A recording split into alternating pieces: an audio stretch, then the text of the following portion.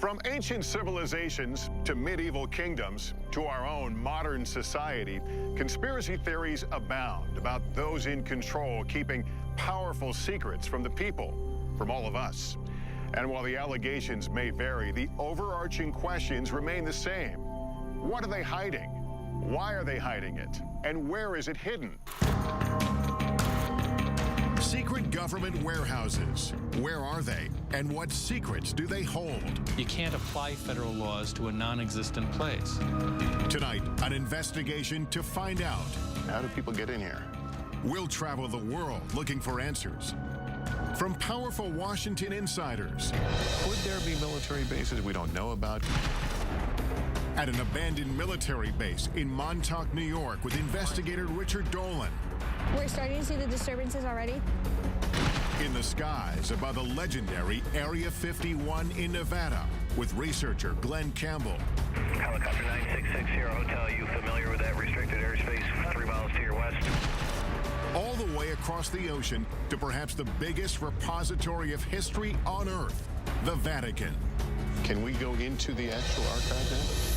Our investigation will reveal shocking revelations about secret government experiments on U.S. citizens. We were making human guinea pigs out of civilians. Cover-ups about the existence of UFOs. I couldn't tell them what I was done because it was top secret.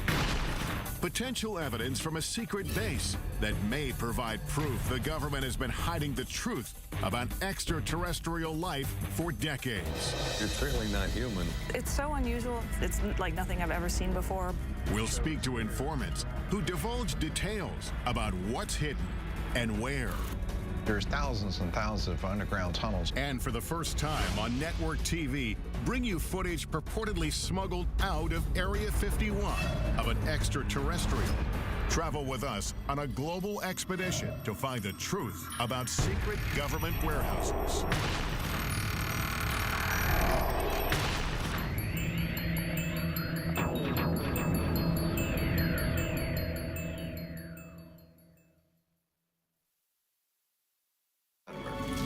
Welcome to Warehouse 13.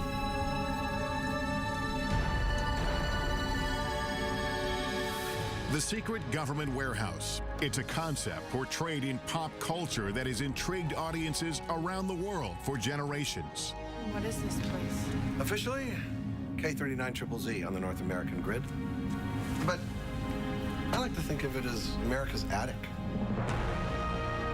In the sci-fi series Warehouse 13, 2 Secret Service agents are sent to a classified location in the middle of the desert. There, they are told they must protect a mysterious government facility full of historical artifacts that have potentially catastrophic paranormal powers. What you're supposed to do is hunt down whatever is threatening to ruin the world's day and neutralize it and bring it here. You gotta snag it and bag it and tag it. It may seem like a far-fetched idea, but we know there are locations around the world where governments are hiding things. On military bases, in government archives, in underground bunkers. Many of them pertain to national security. But are there other deep secrets inside these restricted areas? What are they doing in Fort Knox or in Area 51? What are they doing in the Vatican that I can't go in and see? The mere fact of refusing to let people in makes the people on the outside question why are they being shut out and what is actually happening in that secret area or secret meeting. Are there facilities we don't even know about, hiding things we should know about? Some say yes. I believe that there are large numbers of underground facilities throughout this world, a large number of Warehouse 13 type facilities. Everything's in its little compartment, buried away very, very secretly, whether it deals with mind control or UFOs or maybe secret biological weapons or what have you. Secrecy is the norm, not the exception. To answer these questions, we began our investigation in Washington, D.C. We've come to talk with John Podesta, former chief of staff to President Clinton and a longtime advocate for government transparency, to get an inside perspective on just how extensive government secrecy may be. Has Has the government, in your knowledge, ever gone too far in keeping something secret? I mean, of course the government can go too far and keep it secret, and those habits kind of die hard. We just need to be observant to ensure that the public gets the maximum information that we can provide it. Is there a sense sometimes that the American public can't handle this information? People who are classifying information think the American public can't really handle it or don't need to know it. But I think over the long term, that's really dangerous. I think the American public can handle the truth. But how much don't we know as a society? There are sensitive operations that are kept secret that is critical to the success of those operations. But having said that, there's a lot that's swept into that zone, which for reasons that really are not about security, but could be done because if the public knew, they wouldn't want it being done in their name. One of the biggest sources of speculation is the existence of still classified UFO files. Why has the U.S. not been more forthcoming, opened up more information about UFO sightings, either proving or disproving? I think that's a question that I ask myself. I mean, is there something really in there that the American people couldn't really be made available to? Maybe, maybe it'll seem whatever the government was doing at the time might seem a little silly in retrospect, but so what? I mean, I think the public has a right to know that. While the U.S. government still keeps UFO documents stashed away at a government facility somewhere, other countries are finally coming clean. In 2008, the UK declassified its UFO records.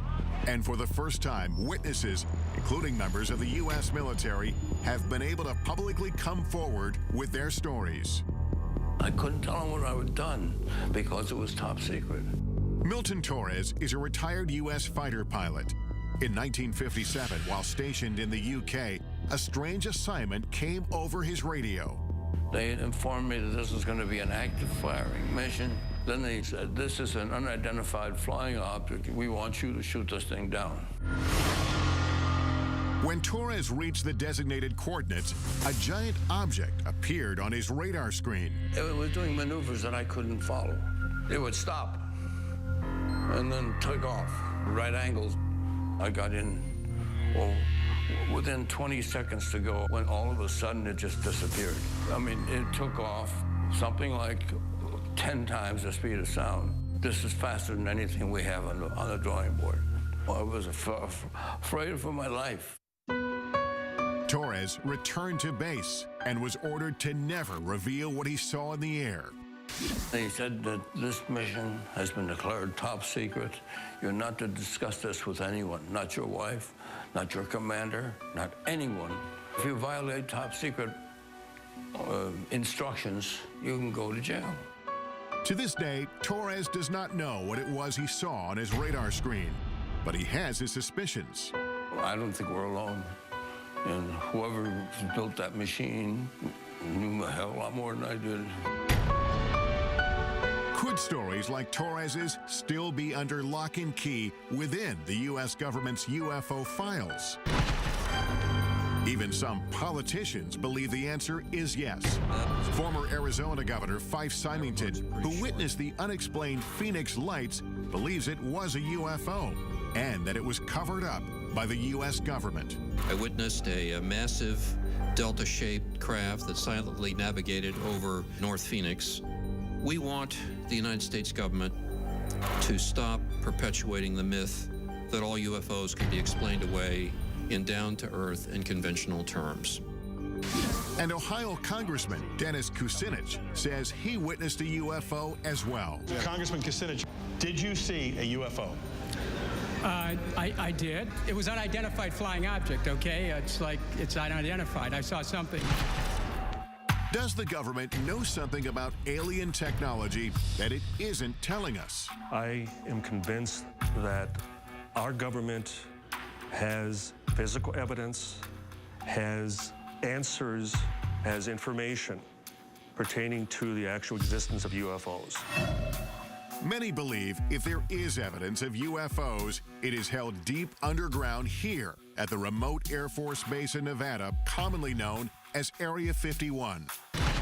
The heavily guarded base is so shrouded in security and mystery, it wasn't even acknowledged by the government until 1994. Even today, it is hard to sort out who officially oversees it. We filed a written request for access, but weeks went by with no reply, so we decided to call. We put in an official request to film at the government facility at Groom Lake, also known as Area 51. I do think that there is some merit to be able to get onto a base such as yours and see what actually is there and what kind of programs taxpayer dollars are paying for. Thank you so much. Bye-bye. You said that you would be willing to look at our request.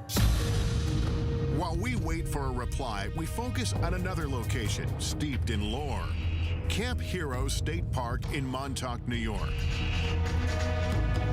Author and investigator Richard Dolan heads there to look into claims of covert mind control, time travel, and teleportation experiments conducted by the government in underground facilities.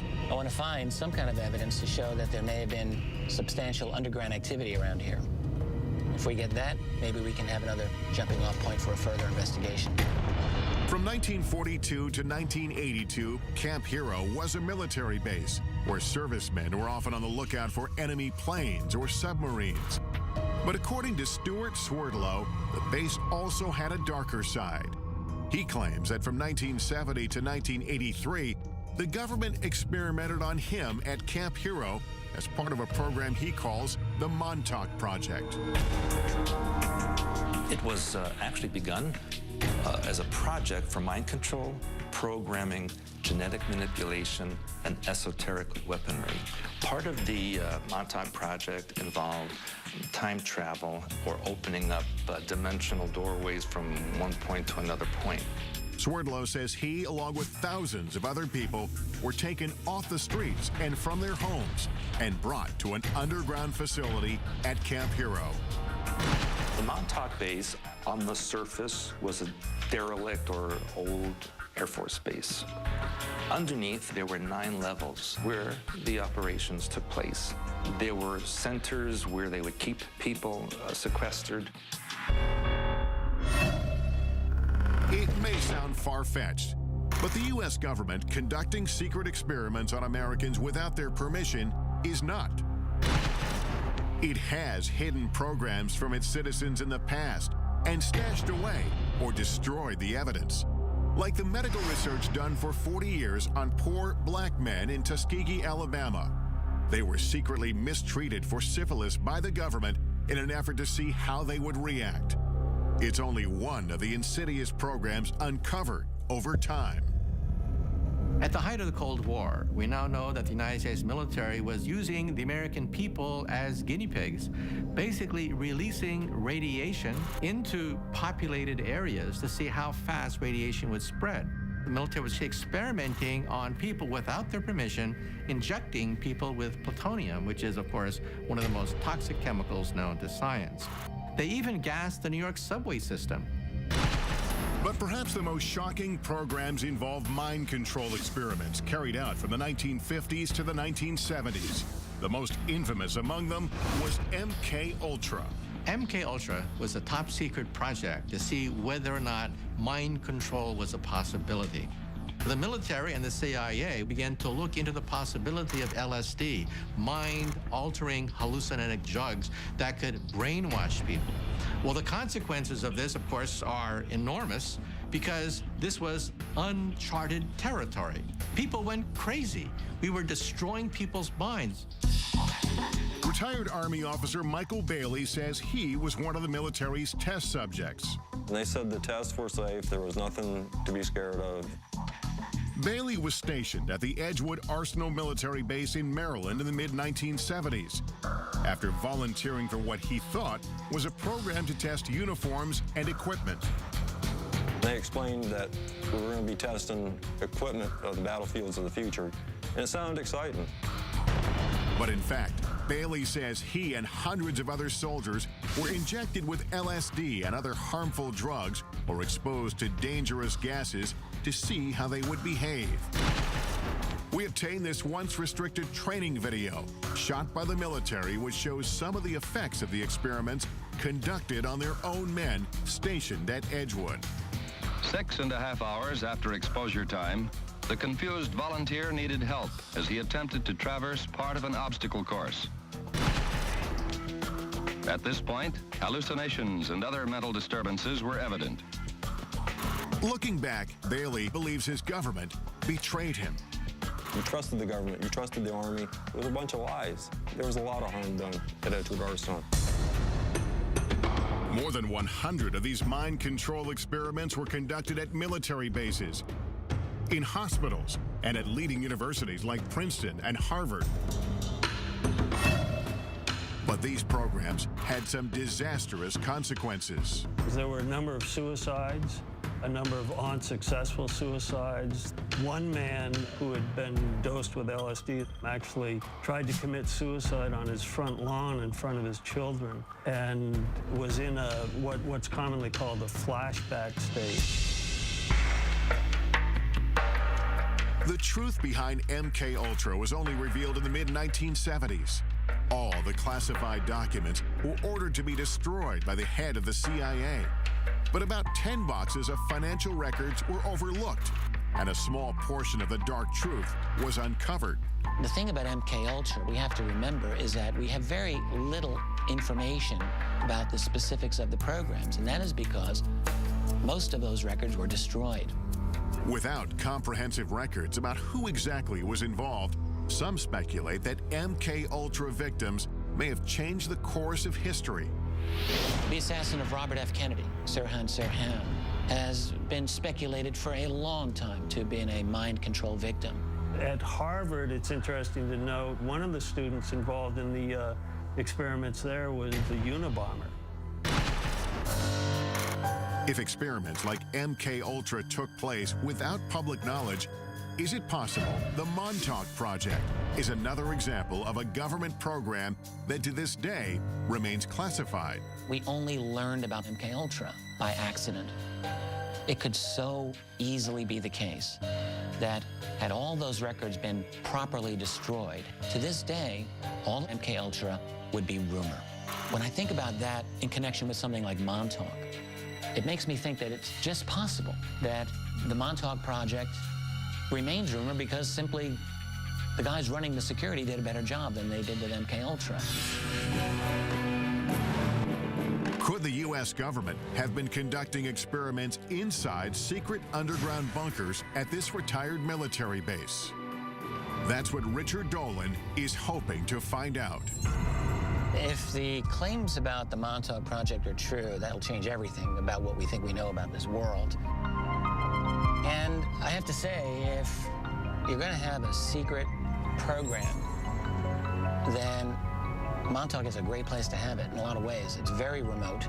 I think that it's possible that there has been some strange activity going on under there. Since the base is now a state park, we asked park officials for permission to access any underground areas. But they said they are not aware of any tunnel system in Camp Hero. Dolan has heard otherwise. I'm told that there are interesting structures in this area. Tunnels I've read about. I want to see something. And what he finds may change what we think about the Montauk Project. What the hell is this? Like, what is this? Ahead, I'll join Dolan at Montauk, where we'll use cutting-edge technology to look below the ground. There is something here that could be an underground structure. Later, I'll examine potential evidence that could prove the U.S. military has been covering up the existence of extraterrestrial life for years. Could this be the smoking gun that we're all looking for? But first, I'm heading to Rome, Italy, to try to get past the Vatican gates and into one of the most mysterious repositories in the world. The Vatican Secret Archives. No one knows exactly what secrets are in the Vatican archives. They are so huge. All this when Inside Secret Government Warehouses continues.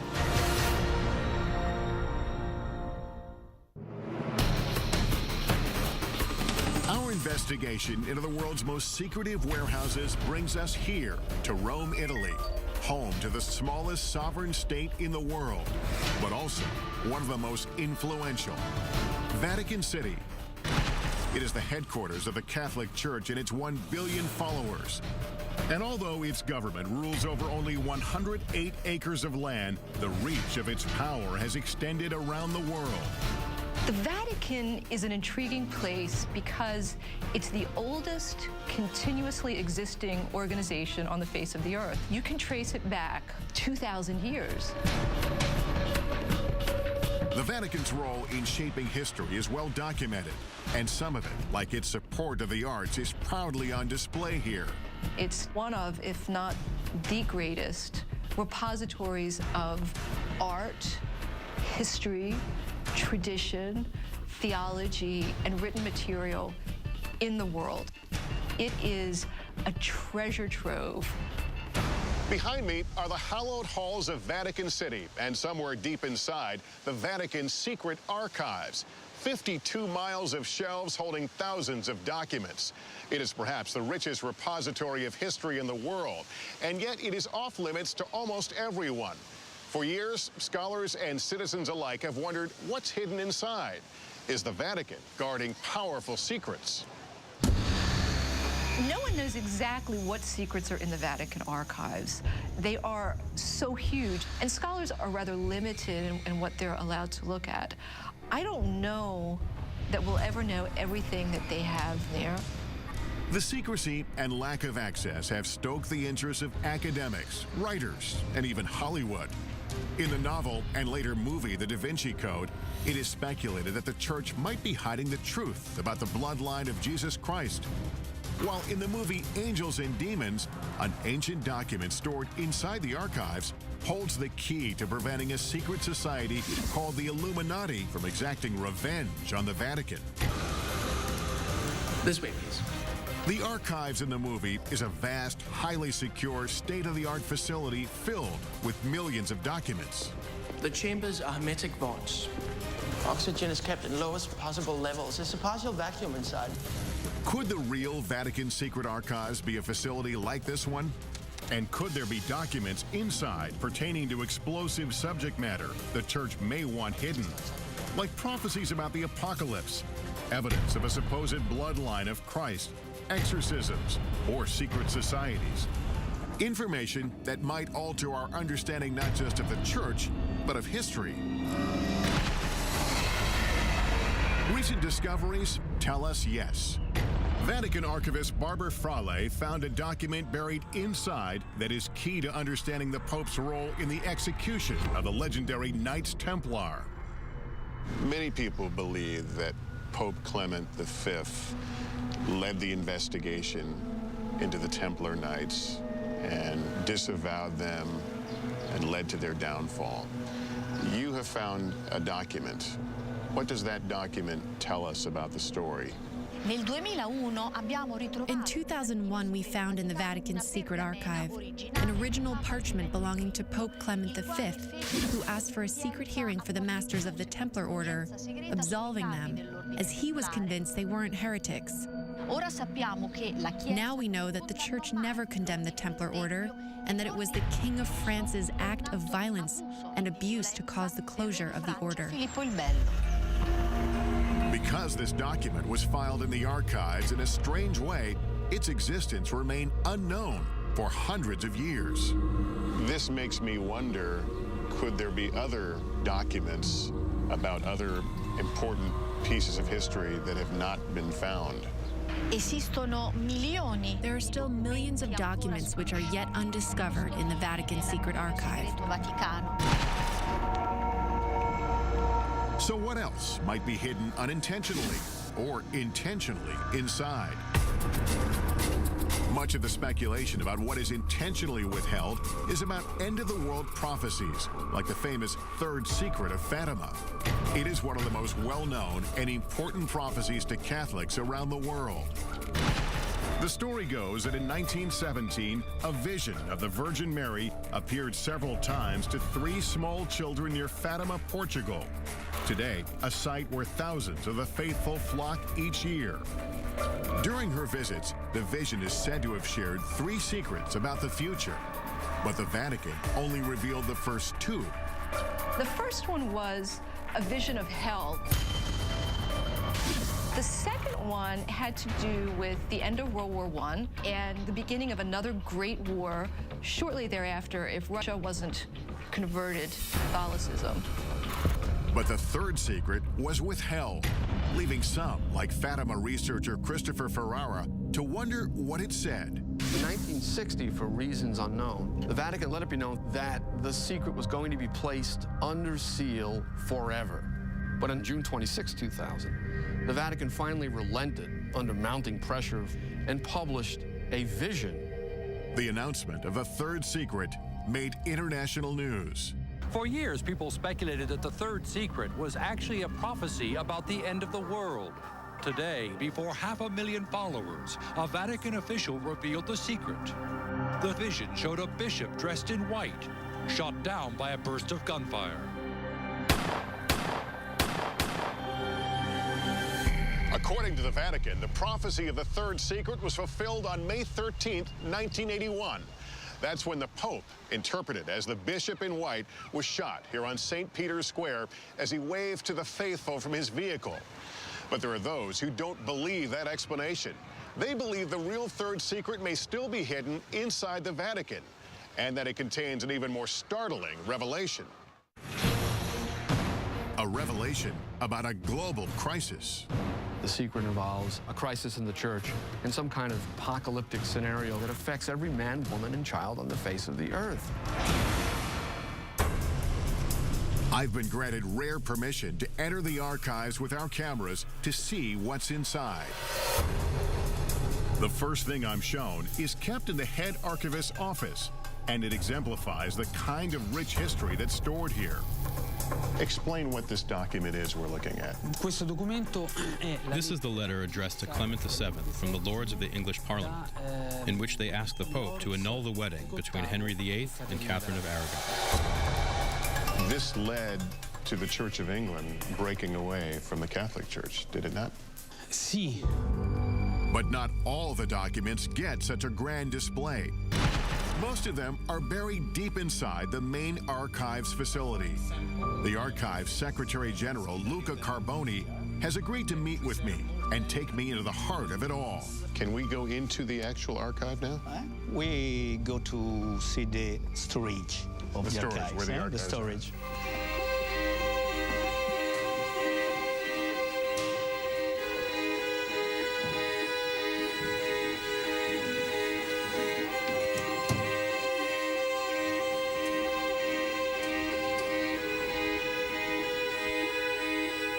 We arrive at the main facility, and I'm instantly overwhelmed by the massive number of files that are before us.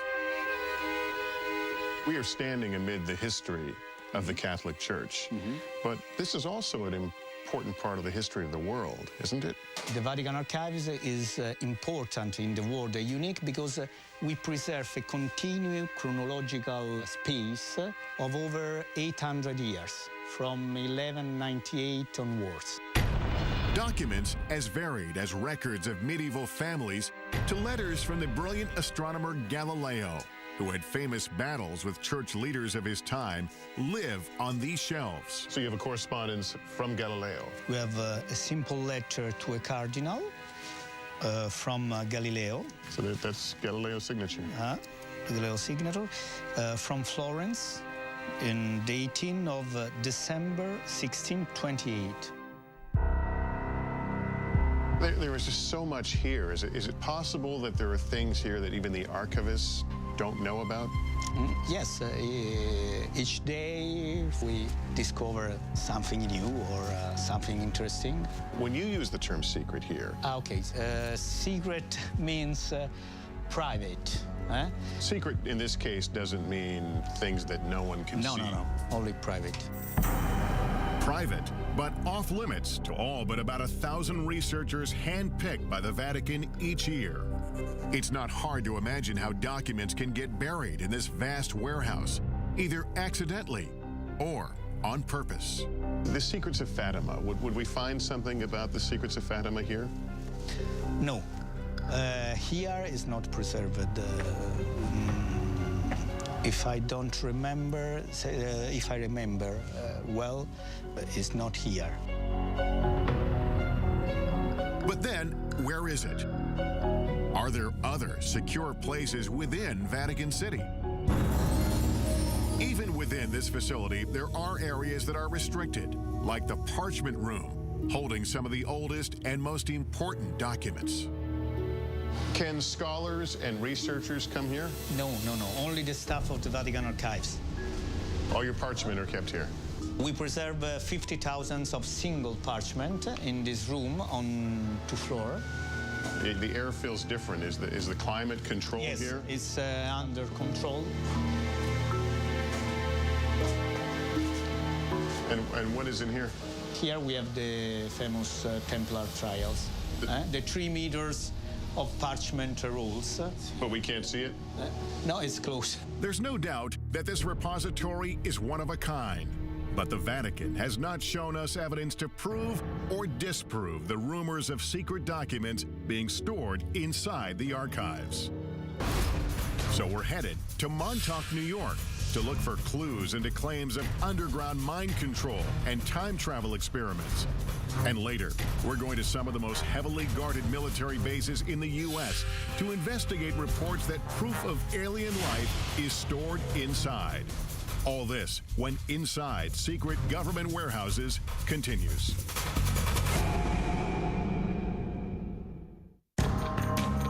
We're on a quest to uncover the world's most elusive government warehouses and the secrets that may be buried inside. Our investigation returns to Camp Hero State Park in Montauk, New York. We're looking into claims about the so-called Montauk Project. The story goes, the radar tower behind me was once the epicenter of the Montauk Project's dangerous mind control experiments, and that 9 subterranean levels beneath the tower housed top-secret technology that transported thousands of people through time and space. But do those underground facilities really exist? According to the United States government, there are no underground facilities at Montauk. Of course, you have to bear in mind that the United States government does almost certainly have many underground facilities that they don't wish to acknowledge. Author and investigator Richard Dolan has agreed to meet me at Camp Hero to take a closer look.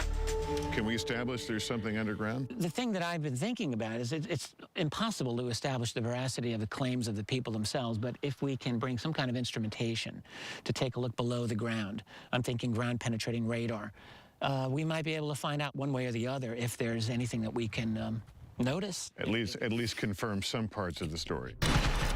According to Stuart Swerdlow, he, along with thousands of others, were brought here to be programmed or mind-controlled.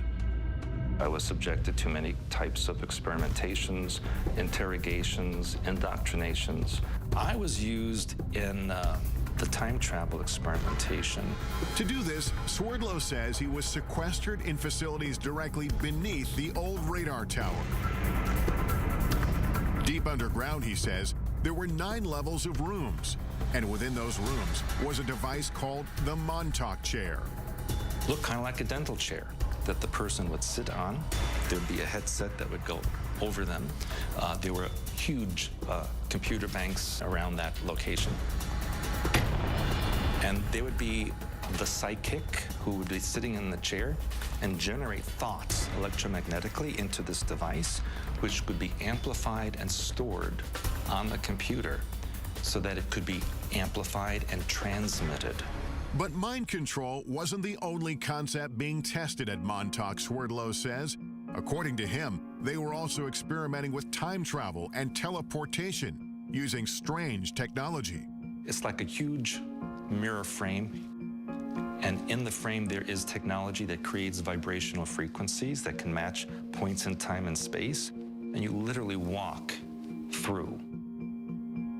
And that is how they transported people from Montauk. If Swerdlow's claims are true, it would completely change the way we see the world.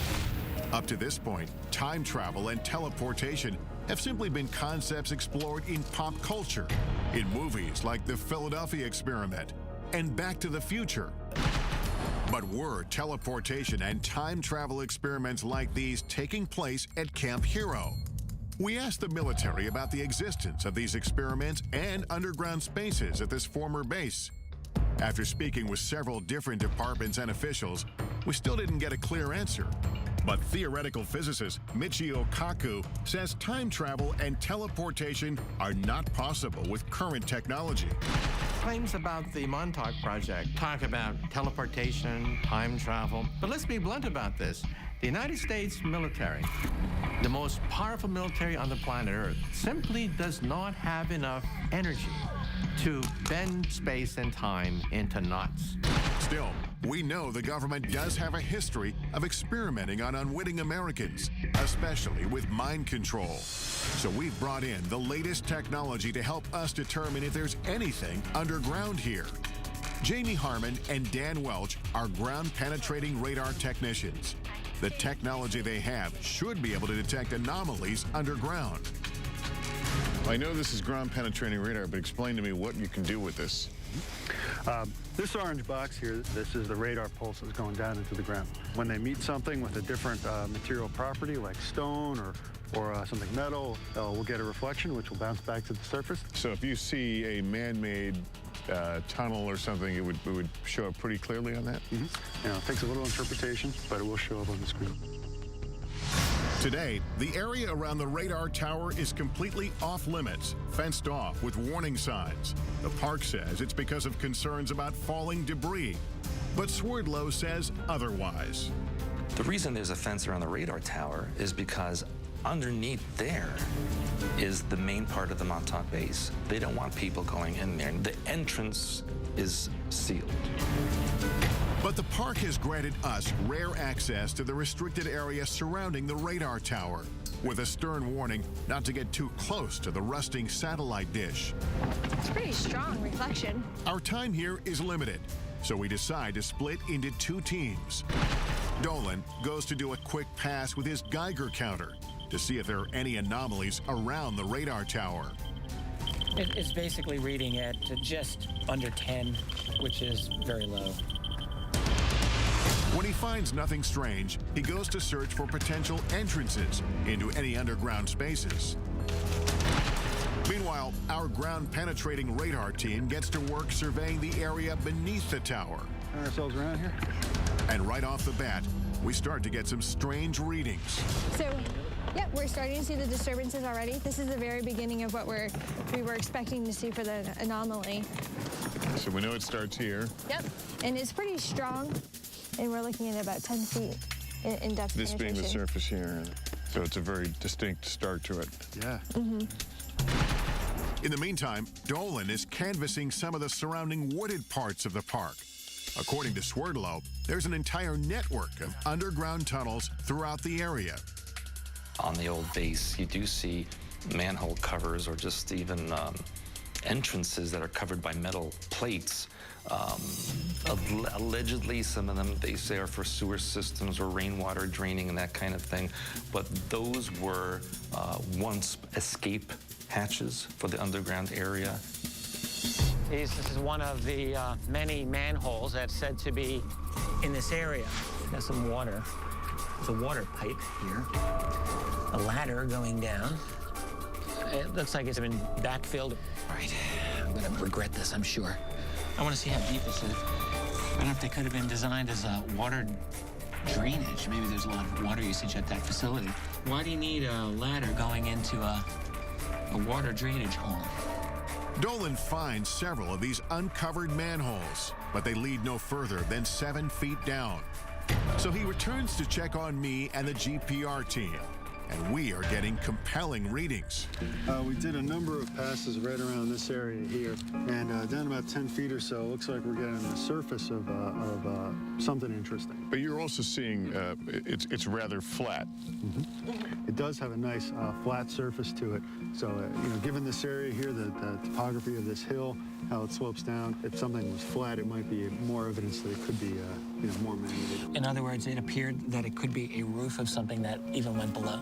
Sure, could be the top of top of an underground chamber. It's the most compelling evidence. Well, it's about par for the Montauk mystery because it gives us a little bit of something, but not enough to really say yes. But here's the deal: it's about 10 feet below us, and if there are 9 levels, apparently we would only see the top level. That's correct. Yeah. So there's no way of knowing what would be beyond that. What the GPR technology has uncovered may be just a first step to determining if there's anything underground. But without the park's permission to start drilling, there's no way to be certain.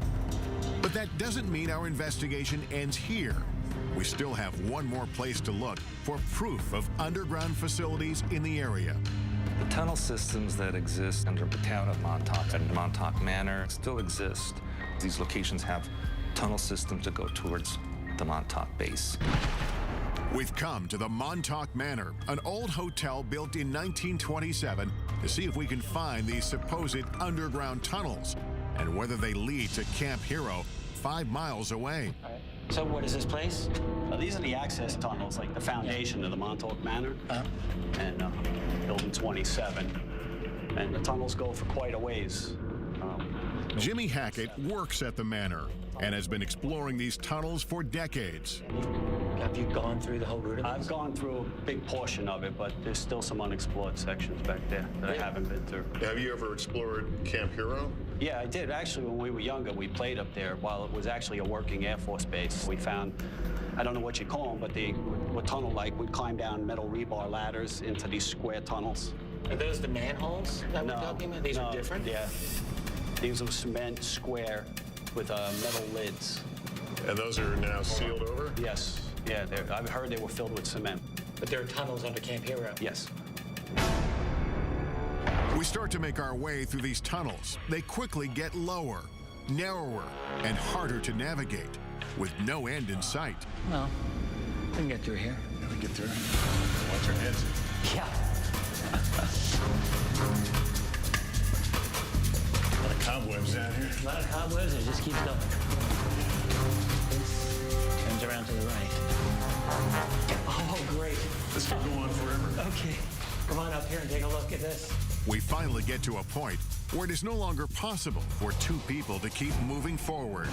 He's gone ahead a little bit to see exactly how far it really goes. I can't believe it goes this far. Neither of us can figure out why you would have a crawl space of this length under this building. Richard, can you hear me? My way back here. I couldn't find the end of it. I'm here. It's very, very long. And one end is a dead end, but then it branches off and it goes into several different directions. I could imagine people getting temporarily lost down there anyway. I think as far as either of us goes right now. I think so, yeah. These seemingly never-ending tunnels add another dimension to the Montauk mystery and keep the story alive. We may never know the truth about the Montauk Project or about what may have taken place here at Camp Hero. What we do know, of course, is that military bases here in the U.S. and around the world are ideal places to hide classified projects. And that's exactly where we're headed next, to 2 of the most secretive, heavily guarded military bases in the country. Our first stop is Wright-Patterson Air Force Base in Ohio. Could the potential evidence we uncover there prove once and for all the base has been engaged in a cover-up of alien life? He says, forget you ever seen this, forget you ever worked on it, don't talk about it. And later, we'll head for the skies in an effort to get the closest look possible at Area 51, where alien technology and life is said to be stashed away. All this when Inside Secret Government Warehouses continues.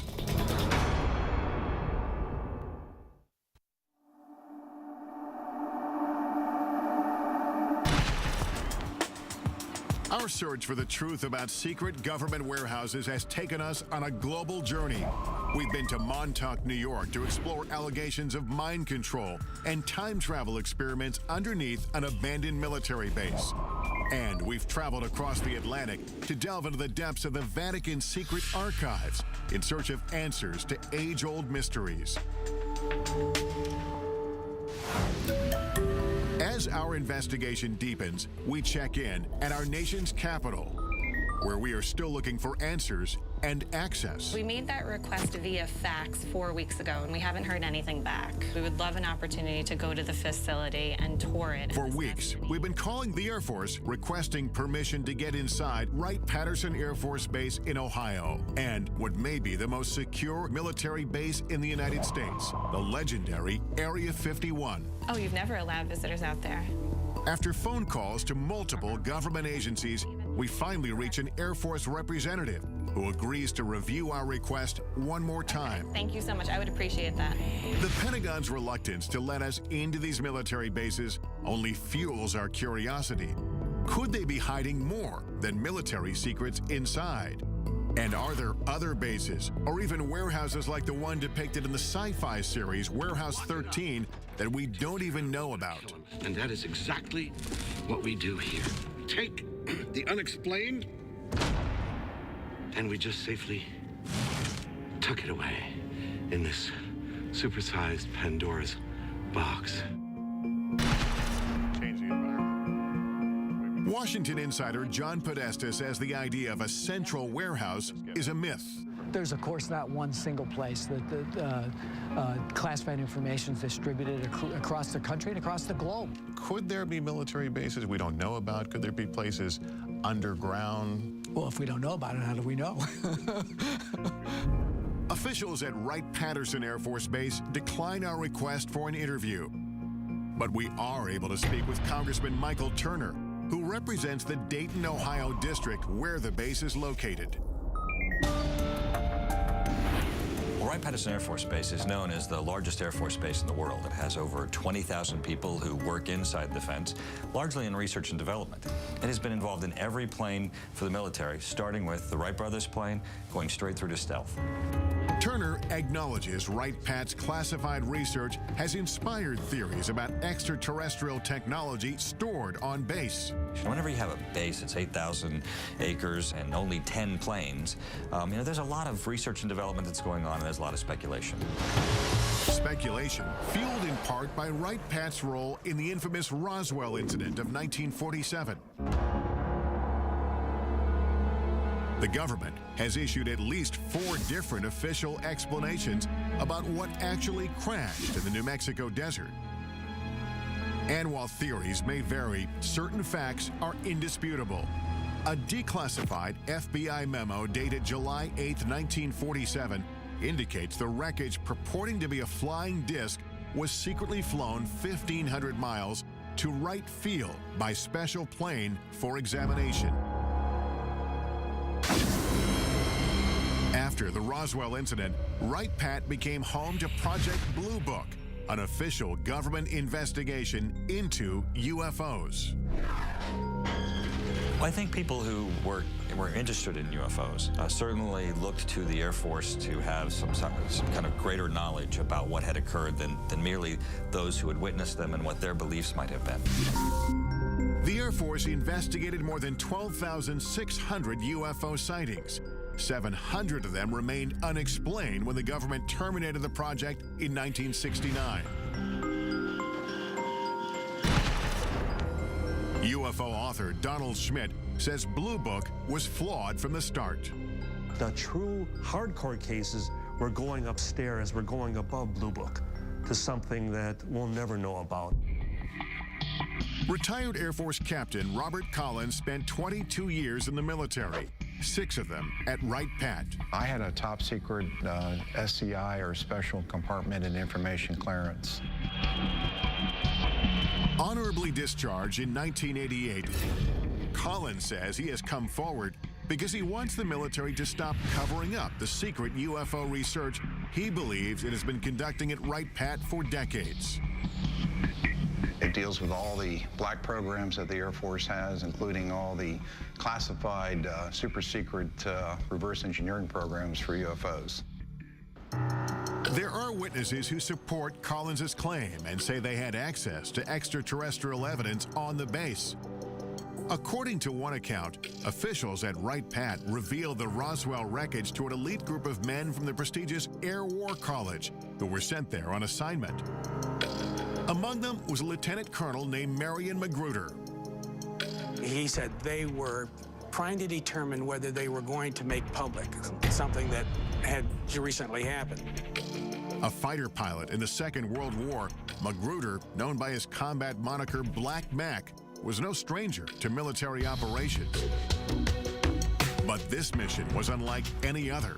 It was so highly classified, he only revealed it to his family 50 years later when he was dying.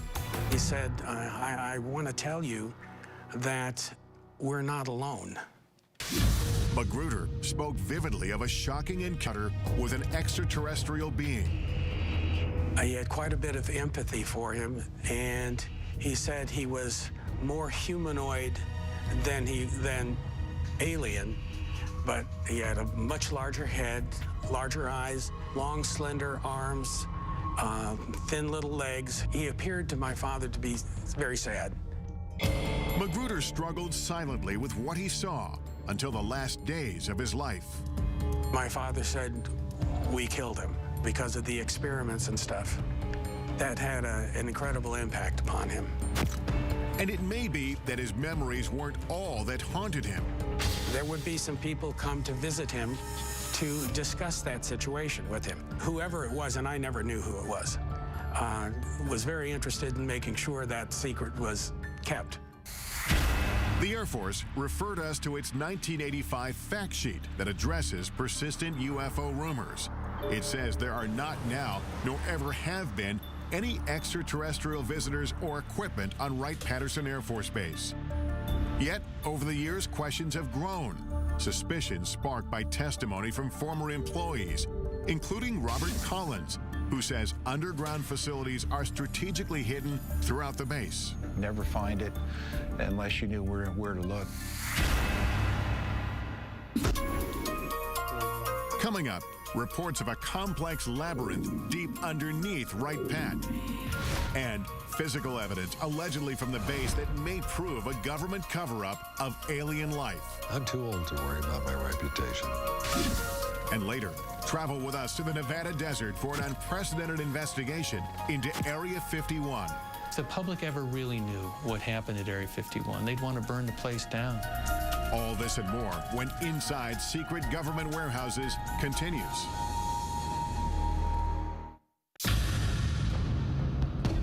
We've come to Wright-Patterson Air Force Base in Dayton, Ohio to investigate the truth about what may be hidden inside. Is this base ground zero in a government conspiracy to cover up evidence of alien life? Many UFO researchers believe so. They have the proof. They have the physical evidence. To this day, everything still points to Wright-Patterson Air Force Base. According to retired Air Force Captain Robert Collins, the next building is 620. These civil engineering drawings show entrances to a massive complex of tunnels and vaults located under the base, which leads to a set of stairs. Combining data from 25 years of research with information leaked to him by unnamed sources, Collins describes what he believes is under the surface. All these tunnels and vaults are completely independent of anything else in Wright-Patterson Air Force Base. 60 feet down below ground. And then there's a limestone rock bed, which is anywhere from 10 to 15 feet thick. So you may be as far down as 70 feet. You're looking at probably the size of a couple football fields at least in length. There's roughly 4 big vaults. They're about 100 by 100 feet in size. They got carpeting on the floor of the tunnels, and you could drive a pickup truck through them. Collins says the most remarkable secret isn't the underground complex itself. It's what he says the Air Force was and possibly still is hiding inside. The things that were stored in these vaults were, of course, bodies, alien bodies, all the cryogenic equipment used to support and maintain and preserve those bodies, and medical examination tables and biological testing equipment. The Air Force denied our request for an interview with a representative from the base. But local Congressman Michael Turner says plenty of classified information is at Wright-Patt, and it's all with good reason. A lot of the things that are going on at Wright-Patterson Air Force Base are secrets that need to be protected. There are things that are in development, research that we're doing, possibly for capabilities for us in the future, or even how we're looking at our potential adversaries. A statement issued to us by the base says the evolution of virtually every Air Force aircraft flying today can be traced back to Wright-Patt. They tell us current developments include material that can sense and then heal its own cracks, as well as bird and insect-sized aircraft capable of swarming. One of the few reporters allowed on base to investigate the legends of UFOs at Wright-Patt is Emmy Award-winning newsman Carl Day. An awful lot of unanswered questions, and tonight we're going to try and sort out facts from fiction. They said, well, come on in and look and see if you find anything. This was at the invitation of the Air Force. Aware of reports about underground chambers, Day asked to be escorted to the lowest level of Building 620. The tunnel that I went through was certainly not big enough to drive a truck through, and we had to duck down in these tunnels because they were very low. While Day didn't find hidden tunnels, he uncovered something even more shocking. It was a small mandible, which is the lower jaw of something. In the course of his reporting, Day met a dental technician from a Veterans Affairs hospital 15 miles outside of Wright-Patt, who said he had worked on a strange impression of a mandible brought from the base. At the time, the man was so afraid to tell his story that he didn't reveal his name or face. Never seen anything like this before in human or animal. Neither one. Today, at 81 years old, John Musgrove speaks undisguised for the first time. I'm not going to be around too many more years, and I'd like for this story to be out, you know, because I don't think the federal government is ever going to come out and say, yes, there are aliens and they are visiting us. Musgrove says that in October of 1979, two uniformed men he recognized as officers from Wright-Patt came to the VA hospital to obtain a cast of a dental impression. There was no blood and saliva. It was just dry as a bone. And I noticed right then and there I had something unusual. I thought to myself, my God, what have I got here? When Musgrove finished the assignment, his boss made it clear not to speak of what he saw ever again. He raised his hand up like this with the impression, looked at me and crushed it and threw it into the trash. And that's when he says, forget you ever seen this, forget you ever worked on it, don't talk about it. The impression was broken, but Musgrove dug the pieces out of the trash and put it back together so he could duplicate the cast. Convinced the mandible came from a skeleton stored at Wright-Patt, Musgrove gave a copy of the cast to Carl Day to investigate. But the case went cold when nobody Day showed it to could identify its origin. I didn't want anything to happen to it, just in case. So it's in a safe deposit box. And I've got the key. Day agreed to retrieve the mandible from his personal repository. There it is. This is the first time it's ever been shown on national television. I would love to know if this is indeed representative of true aliens' lower jawbone. You can imagine how small the head must have been. 30 years after the cast was made, pressing questions remain. Could this be the smoking gun that we're all looking for? And final proof that indeed we're being visited by aliens? It proves one thing, there's something other than human and animal. Coming up, does this mandible hold the secret to extraterrestrial life? a leading dental anthropologist weighs in. And that's not even close. Right. But first, join us in the Nevada desert. Doesn't it make you wonder what's in there that has to be so secret that they'd kill? As we examine exclusive video that may expose what happens inside the most secretive military base in the United States. When Inside Secret Government Warehouses continues.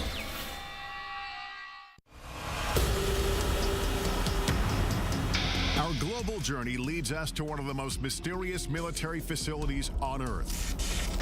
The legendary Area 51. Area 51 is a black facility, which means it was created to deny its very existence.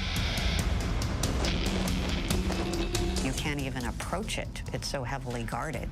So it's really hard to know exactly what the government is doing. Government secrecy surrounding Area 51 has made the base so notorious that it's even depicted in blockbuster movies like Independence Day. In the film, Area 51 is portrayed as a massive UFO research complex, complete with flying saucers and alien bodies. After repeated requests for access to Area 51 or a representative, we're turned down. May I ask why we're being denied access? The Air Force issued a statement saying the area is used for testing and training for operations critical to the effectiveness of U.S. military forces and the security of the United States. And some specific activities and operations, both past and present, remain classified and cannot be discussed. Undeterred, we hit the road to find out as much as we can without breaking the law. I'm now driving to the Nevada desert a couple hours north of Las Vegas, heading to the legendary Area 51, a place that perhaps holds some of this country's biggest, deepest military secrets. And what exactly goes on there has been the source of a lot of speculation. As local tourism shows, most of the speculation centers on extraterrestrial projects, reports of warehouses dug deep into the mountainside. There's some sort of earth-moving activity taking place in that area. Where some claim scientists are conducting reverse engineering on alien spacecraft. It was hundreds of thousands of years ahead of our technology.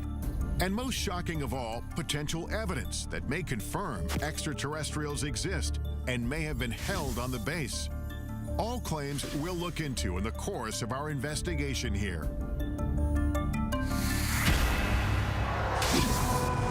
Area 51 has been veiled in secrecy since its inception.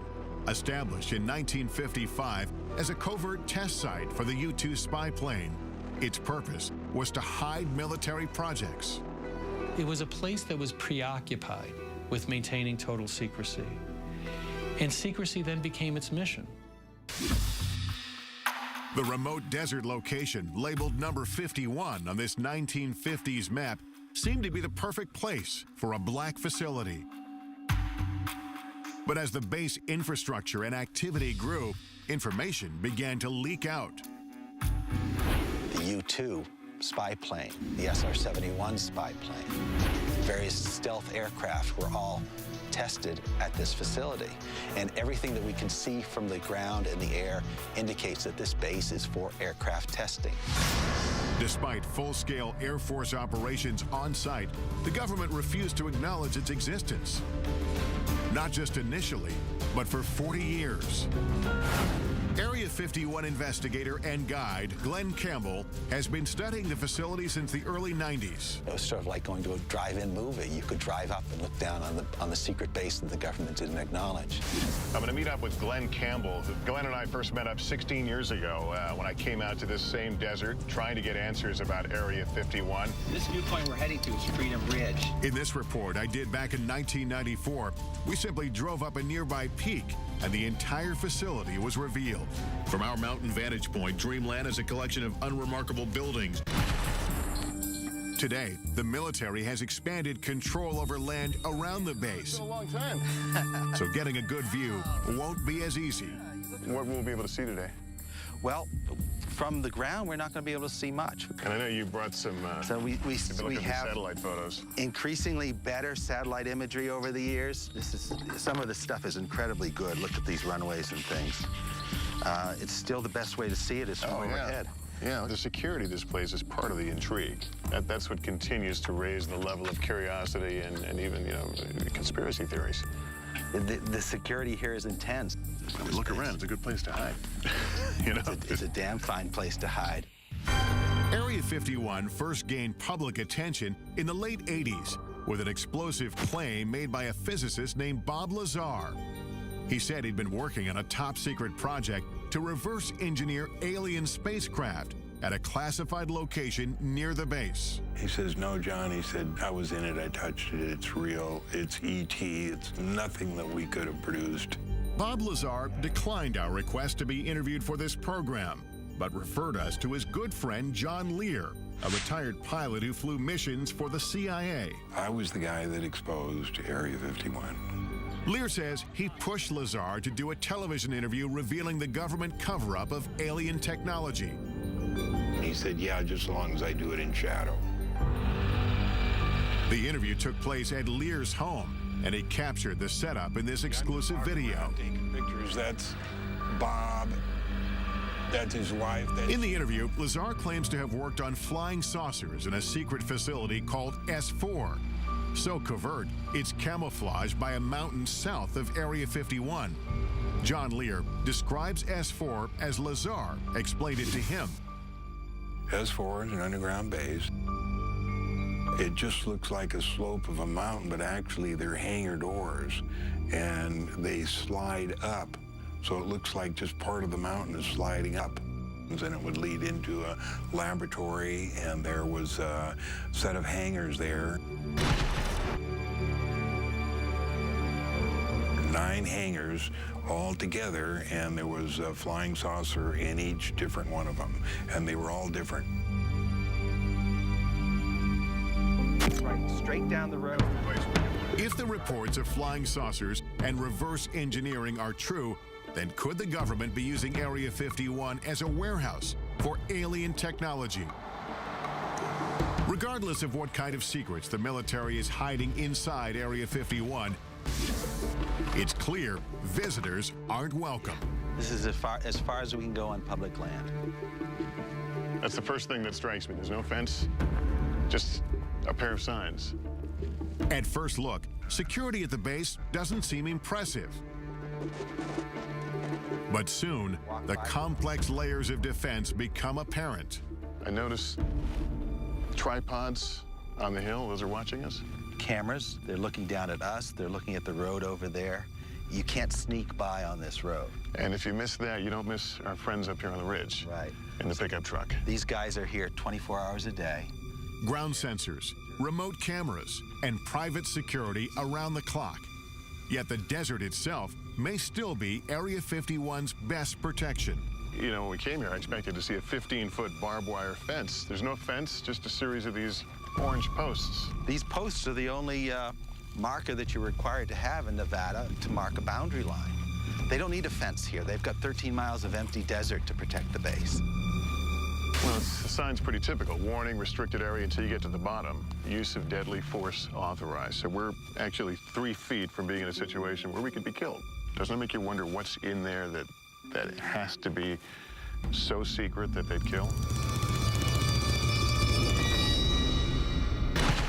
Could it be true alien visitors are being held at Area 51?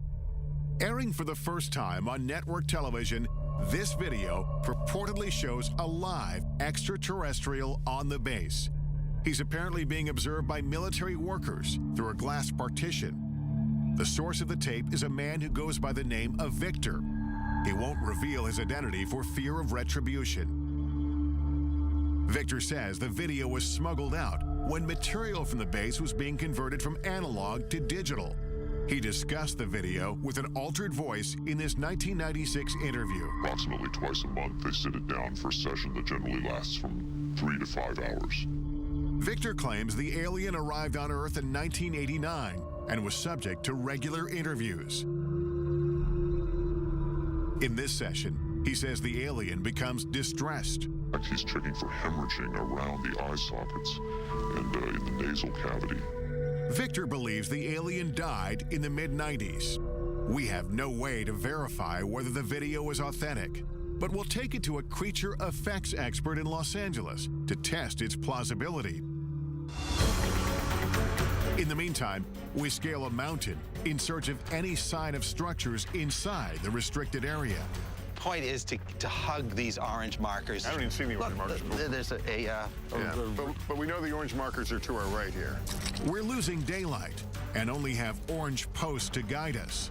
One wrong step into the invisible border means we could be arrested. I see a structure off in the distance. What are we looking at there? That's the actual guardhouse. That's the actual gate within the Nellis Range. So if you were to keep driving on the road past those signs and you got to that guardhouse, you'd be arrested immediately. We continue to climb upwards until we can't go any farther. Well, this is as high as we can get. It looks like we're at the end of our journey because I see what do you call them, camo guys? Yeah, the camo dudes. Are here. That's some orange markers here. This is as far as we can go. This is where the border changes. I think our only option is to get in the air during daylight, and maybe I'll be able to get a glimpse and get some idea of what's in Area 51. But we're going to need daylight and a chopper. Yeah. Coming up, join us in the skies above the Nevada desert as we take you as close as you can get to the most infamous military base in the country. They now know who we are and where we are. That's correct. Is Area 51 the epicenter for a cover-up of alien life? Or is the base concealing earthly secrets that are much more disturbing? Find out what happened at Area 51 and what humans did. That's scary enough. When Inside Secret Government Warehouses continues. The only people who know what happens inside Area 51 are the employees, and their identities, even down to the cleaning staff, are kept secret. That white bus with the darkened windows, we're told, ferries local workers from around Area 51 who come here to work each day. Those not bussed in are flown in, shuttled back and forth on special unmarked planes. They fly on a private airline known over aircraft frequencies as Janet, every morning from Las Vegas to Area 51. This surveillance video shows workers returning from Area 51 on private 737s. These are jets without any company markings. They just have a red stripe down the side. Signing on to work at the base means agreeing to a covert lifestyle. No one can even admit that they work there. Jonathan Turley, a litigator in national security cases, first learned about Area 51 in 1994 when he was contacted by employees who were gravely ill. You're basically told to go die. And they weren't supposed to talk to a lawyer, and they weren't supposed to talk to a doctor. Despite having signed non-disclosure agreements, some workers told Turley they'd been exposed to toxic materials on base. One of them was a sheet metal worker named Robert Frost. He couldn't tell the doctors where he was working or what he might have been exposed to. They could have put him in jail for it. In 1994, I conducted this interview with Frost's widow, Helen. She told me about the first day her husband came home with symptoms.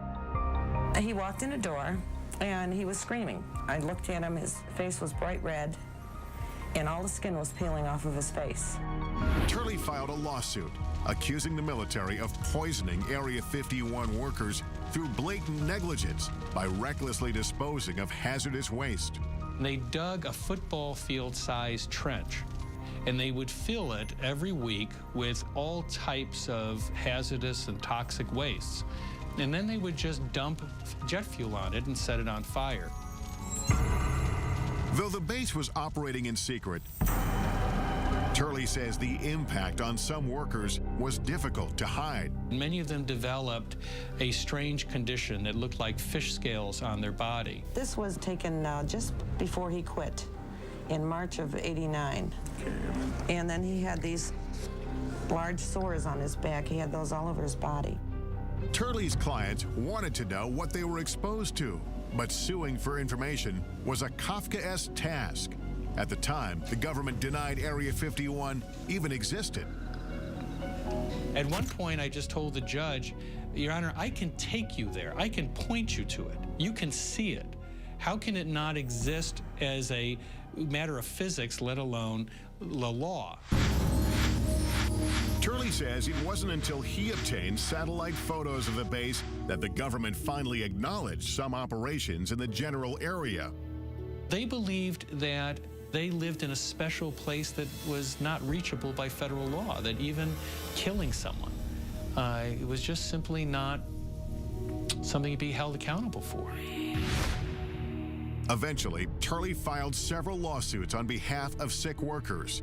The legal battle lasted for 9 years.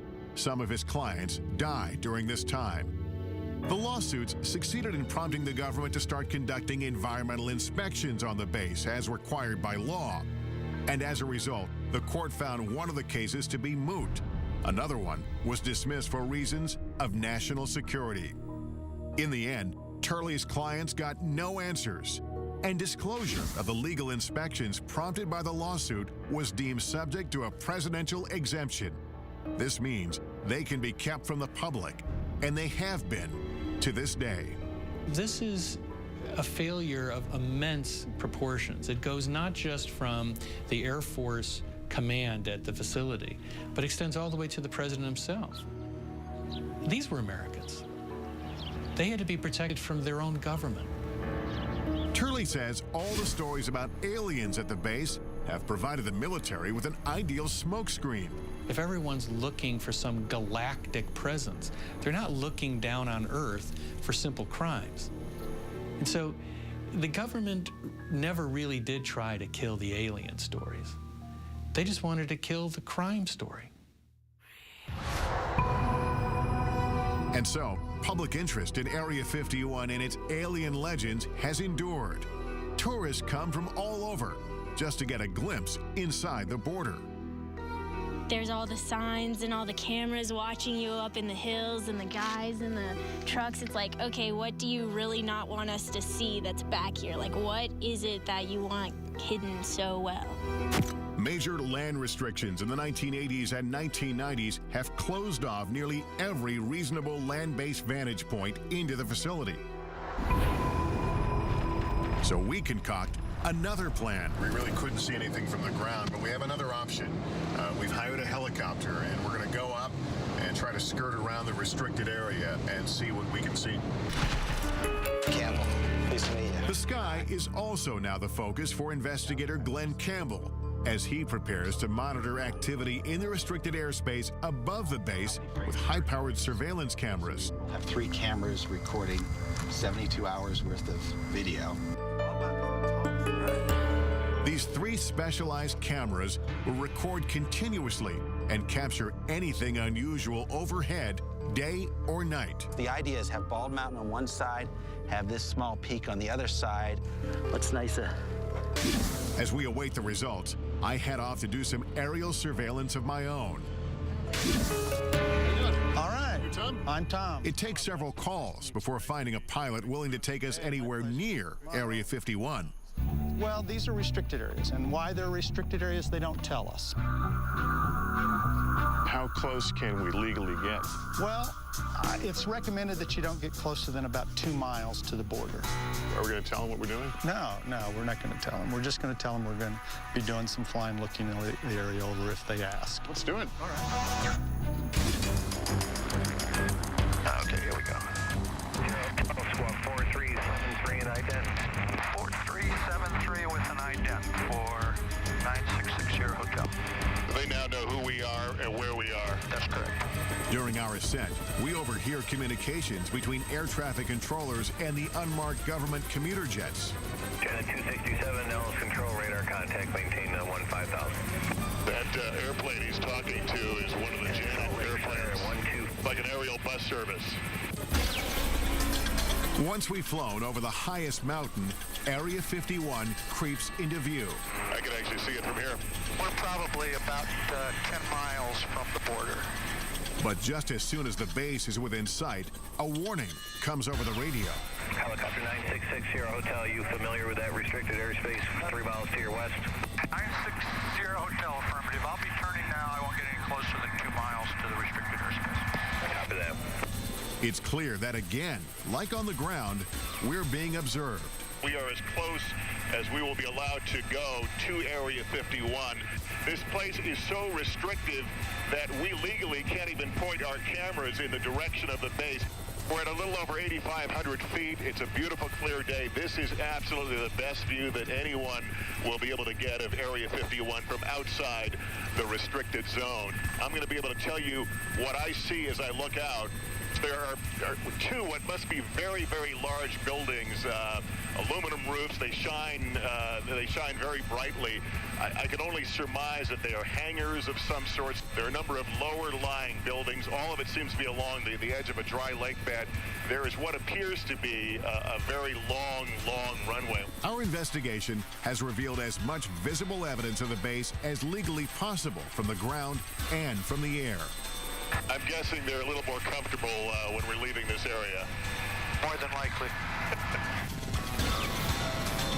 And if we've learned anything, it's that the government is intent on keeping what's hidden inside this legendary military base a secret.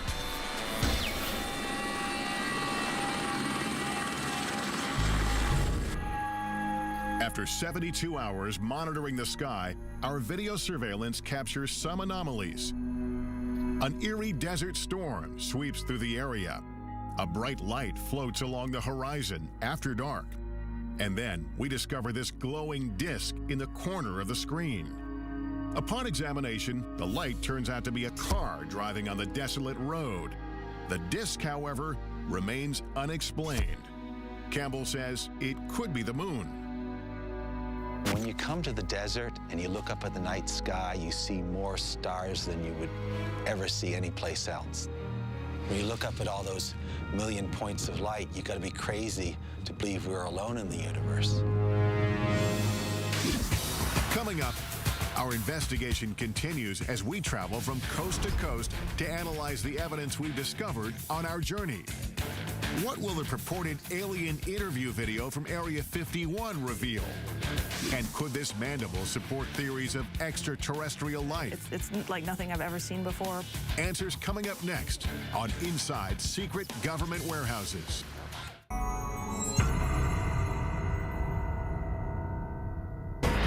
Our investigation into secret government warehouses culminates with analysis of the potential smoking guns we've uncovered. Does this video of an alleged alien interview at Area 51 reveal the truth about life beyond Earth? And could this mandible prove alien remains have been hidden on bases like Wright Pat for decades?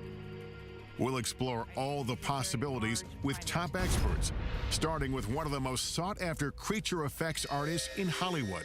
I'm looking for that one piece of footage that is undeniable, that I can't look at or other people can't analyze to death. Kevin Yeager designs creatures, aliens, and humans for a living, most notably Chucky from Child's Play and A Nightmare on Elm Street's Freddy Krueger. Yeager agrees to analyze the video using 25 years of experience in puppeteering and film. The first thing that I saw, was an alien thing. It actually looked like it was alive. If you look closely, you can see there's a small little mouth. It kind of looks like it's, pursing and moving like a natural mouth would. It's got big doughy eyes. It's got a big head, and it moves in a pathetic way, and you want to take care of it, and suddenly your heart is involved. Just as Yeager starts to identify with the alien, he spots questionable movement. There's some quick, jarring movements that every now and then see this little jerk bobblehead that happens here. Right there is kind of a jerk bob, and the shoulders move as well. A telltale sign, he says, that the alien is a puppet. It's the head movement that tips Yeager off, and he uses this animatronic doll to explain. Now, if you go slowly, like it was first moving very slowly, you can kind of take all the bobbles out. But then once he began to get kind of tired or go into his sick state, he began to wiggle and jiggle like this, and then that's what it kind of gives it away. But when dealing with a life form we know nothing about, Yeager admits anything is possible. Maybe the atmosphere here is different and the pressure, and they can't handle it, and the gravity, it is too hard on them, so they do bobble. Still, Yeager says it looks like the setup is hiding something. The darkness of the videotape, the fact that the alien is sort of back behind a desk, I believe that is to obscure a possible puppeteer behind there. Yeager thinks the alien and the video are a hoax, but he says it wasn't a bad try. There's certain organic elements to it, and I can totally see why people would think this is real. Hoaxes do nothing but undermine efforts to get to the truth. With that in mind, we head to New York City to visit NYU dental anthropologist Shara Bailey. She has been studying the mandible we obtained during our investigation at Wright-Patterson Air Force Base. The jaw shape is what struck me first, because the shape of this jaw is very narrow in the front part, and then it kind of dips in here, and then it's very wide in the back. And this is very unusual for a primate. It makes this curve and then comes out. Yeah, it's kind of like an S curve, I guess you might call it. And certainly our teeth don't, and jaws don't do that. No, they don't. Dr. Bailey has 2,000 primate casts, one of the largest collections in the nation, and she's compared the mandible to every single one. Can you say with any fair amount of certainty that this is not from a primate? Yes, I would put my career on it that it's not from a primate. Although Bailey can't match the mandible to anything she's ever seen, her examination of the cast does reveal new information. The cast was made from a skeleton. And this is of a living person. Because we see the gum here? Yeah, you can see the gum, and you absolutely can't see the gum here. The creature lost its teeth after it died. And there are also crypts. You can see that where the teeth might have been. The remaining teeth show it was an omnivore. It's something that eats both flesh and vegetables. And dimensions of the jaw indicate the size of the creature itself. This is a macaque, but it has a jaw similar in size to this. And so whatever this creature was, it was the size of a small dog. And the skull size would be similar as well to match this? Yeah, there's a very good correlation between jaw size and skull size. The cast has some characteristics that strike Bailey as peculiar, including signs of being scraped with a tool. It's definitely been modified. So that I can tell you. Whether it's authentic and it was modified for some other reason, it's very hard to tell. She also questions the apparent human-like dental pattern, which could disprove the notion that the cast came from an alien skeleton. If we're an alien and evolved on a different planet, totally separate from us, why would we ever expect it to have the dental pattern, the same number of teeth and the same types of teeth as a human? It's very odd. If in fact this came from another planet, how would you begin to really compare it to find out what it is? All I can do is compare it to living things on this planet. This mandible is not of any creature that comes from our Earth, that's for sure. This alleged alien artifact tied to our nation's most complex Air Force base may be just the tip of the iceberg of what the government doesn't want us to know. Could this be one of the many secrets locked away in classified government warehouses around the globe? And is there a real Warehouse 13?